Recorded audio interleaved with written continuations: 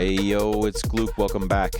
Today we're going to be doing some UKG based sound design. Let's go. Okay, so here we are back in Ableton. So for this week, we're going to just dive right into bass sound design. I'll show you how I do a lot of my bass sound design stuff, and hopefully we learn a thing or two. The project that we're going to be working on sounds like this.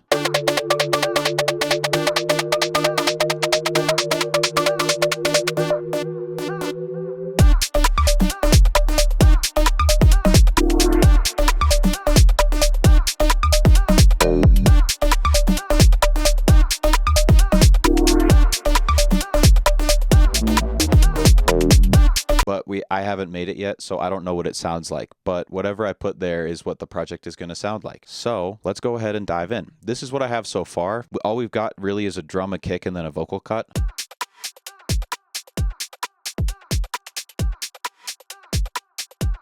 When I was messing with this loop, this is one of the basses that I ended up making, and I think that this is going to be sort of the root of our bass drop here.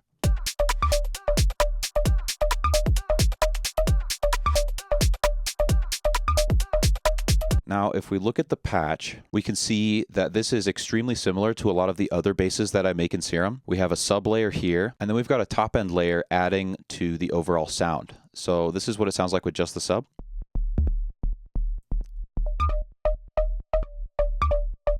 And so all I did to get this noise was I increased the octaves by 4 and then did a unison 2 with a little bit of detune, and then I mapped envelope 2 onto the level so that way it's not playing the entire time and it's more of a pluck than a sustain. Now we also have a bit of filter action going on here, but since these are sine waves, you really don't need the filter there. And then in the effects, we've got a little bit of tube and some OTT. So pretty much just the standard of what we do here. When I hear this loop, I feel like there's a lot of space for fills, and so I like working with audio more than I like working with MIDI and actual instruments. So what I'm going to do is highlight this section. I'll hit Command B, and now Ableton has given us the audio for what we just highlighted. And I can go ahead and turn this off, and then maybe I'll group these so that way I don't get confused. Now that we have the audio, I'm going to go ahead and just cut out the spots where I would normally put fills. So usually at the end of phrases, or if I hear something where the sound can turn into something else at the end of a phrase.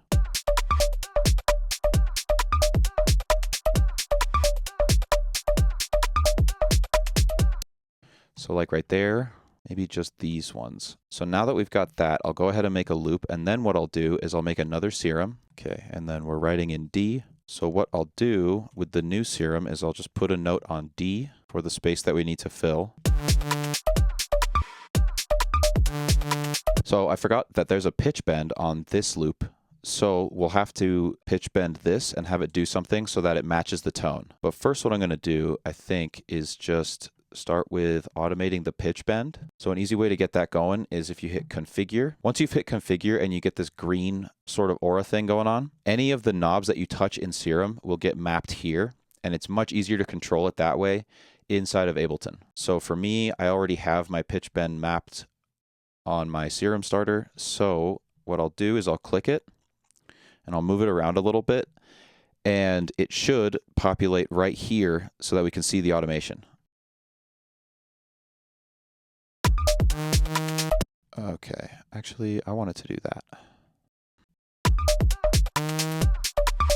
Okay, and then we'll do something different here. But for now, I'm just going to focus on this one. So I kind of think a sine wave with some distortion thing would be cool. So I'll go ahead and get the first layer, the second layer, maybe a third, but we'll just save that for later.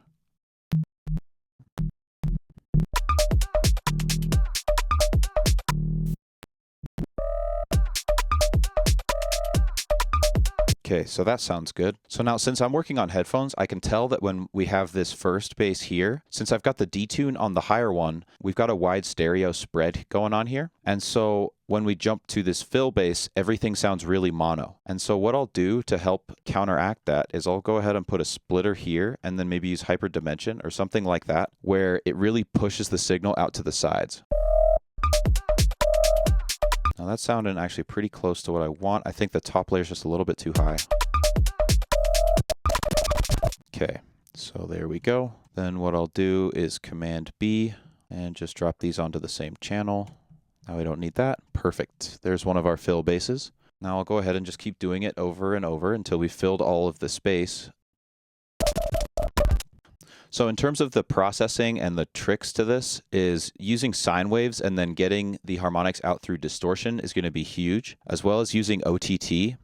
Anytime we're using multiband and we're pushing the signal up and down, we're going to start to get a lot of like really weird artifacts out of the sound. And so that's why OTT is really important when you're doing these kind of basses. Another really important thing is using just a little bit of noise to help give it some texture, because without the noise, it's just going to be too smooth.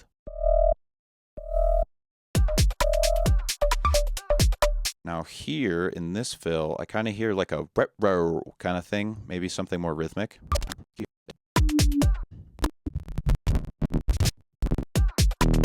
So we've got the overall movement of this one down, but it's still missing some spice. So what I like to do is I'll go ahead and turn on filter 1, and I'll use a band, and then what I'll do is I'll route C through it. So the same way that we're using this one to accentuate the sub, we're going to use this one to add a bit more noise to the sound. We can start to get some more interesting noises.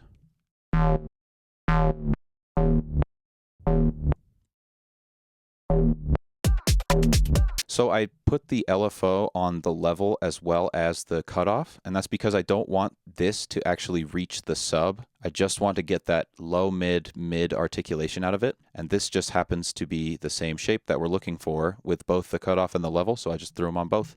So for this last fill, we're going to want to tie it into whatever we're doing in the verse here. So usually what I'll do to start off with, just to get the idea going, is I'll pick some notes and then I'll make a really simple respace. And the way that you do that is you make sure that one of the oscillators is playing in the 0 octave region, and then you add a filter, bit of drive, and then OTT and some distortion. And then you'll turn on another oscillator, make sure it's going through the filter, and then just detune it a bit. Make sure that the second oscillator isn't playing in the sub, make sure it's playing above the sub.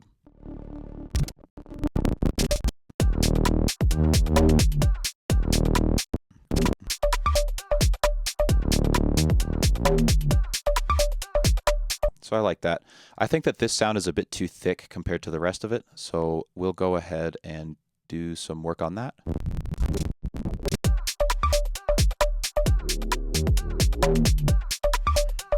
So now we've pretty much got the basis for our drop, and I feel like we can play off of this high note here with some kind of like 808 tom.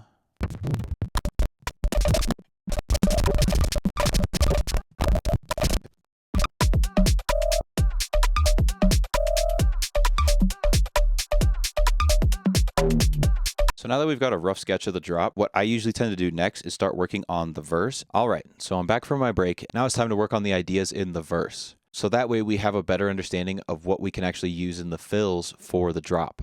Usually what I'll like to do is once I have the idea ready to go, I'll make another group and I'll call it synths, and then I'll just throw the sidechain on it just to save myself some time. But then pretty much what I'll do is I'll just start with Serum again and see if there's a note or rhythm that sticks out in particular to me.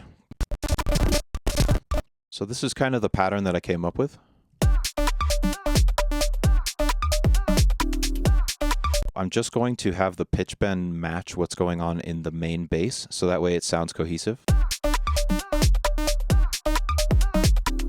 Now once I've got the notes in, I'm going to just start doing some sound design, and I think for this one, I'll usually try to make something kind of percussive, and so that way it still adds to the flavor of the drop, but that way it's like not super duper in your face. So what we might try to do first is just do a coarse pitch bend.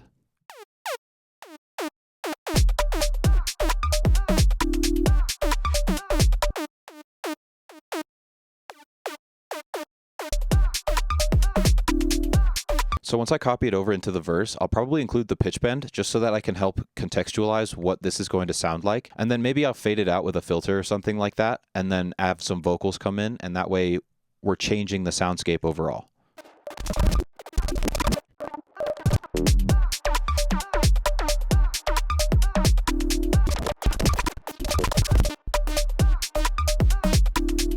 So I think that that's a good start for our lead. And then what I'm going to do is try to copy this rhythm, and then I'll start to add chords here, and I'll make the sound a bit more dialed back so that way the lead can still hold the main space.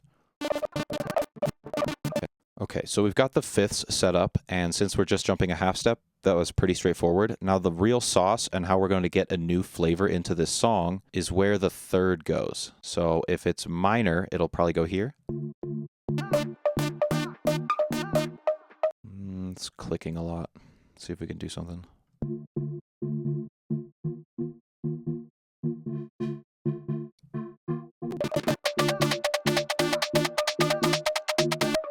Okay, now right before the build, I'm just going to loop one section of it, and we'll do the one that's pitched up a half step, so that way we stay in this tension state before we go back to the drop.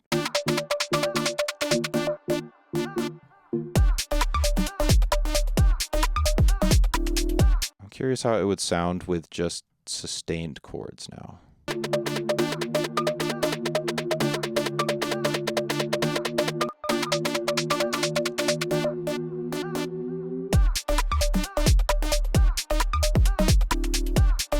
So now that we've got that idea locked in, we can obviously add more to it later. I think for now, what I want to do is work on some of the fills, and then we'll go ahead and call it a day.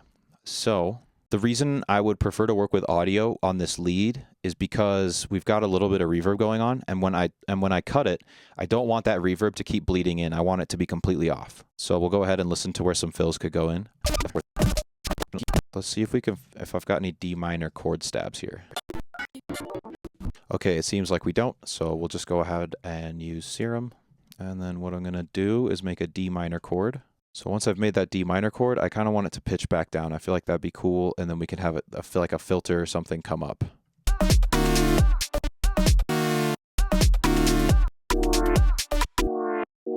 So yeah, something like that.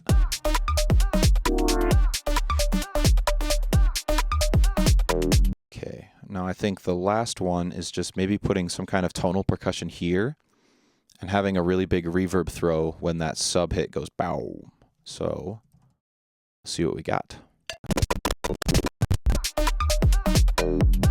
Okay, now this is a bit more advanced, but what we could do is try putting chroma on this, and then I'll go ahead and play D minor. And then since I don't really want to deal with all of that reverbing out, I'll just go ahead and automate the on-off. Okay, so there we have it. We have our little skeleton UKG drop. We've got a fake build / verse here, and so that way we can kind of work on both vibes at once. If you wanted to structure this out, what I would probably do is I would take this part, put it after right there, do it again, take away one of them, do another build like that.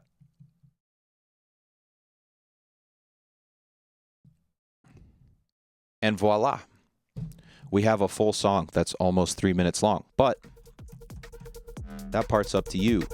So I hope you found this video helpful and inspiring. As always, I'll go ahead and put this project file on the Patreon, so that way you can mess with all of these patches and these samples and my drums and anything else that you want. Be sure to like and subscribe. Go ahead and leave me a comment of what you want me to cover next, and we'll see ya in the next one.